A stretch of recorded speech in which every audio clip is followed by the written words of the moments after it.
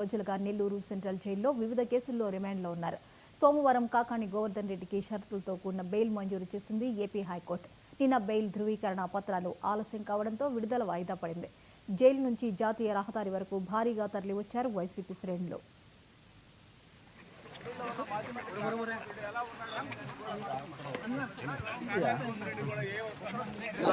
జైల్లో ఉండి ఈరోజు విడుదల కావడం జరిగింది. అంటే సాధారణంగా నేను నిన్ననే విడుదల కావాల్సి ఉంది.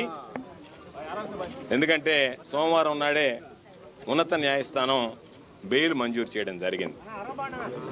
సోమవారం మధ్యాహ్నానికల్లా హైకోర్టు మంజూరు చేసినటువంటి బెయిల్ నెట్లో కూడా రావడం జరిగింది.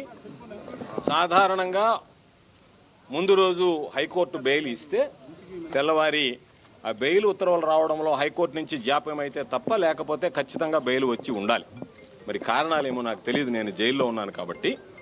నిన్న సాయంకాలం విడుదల వాయిదా పడింది. అయితే నిన్న పాపం నా కోసం జనం వచ్చారు, ఈరోజు కూడా అదే జనం మరలా రావడం జరిగింది.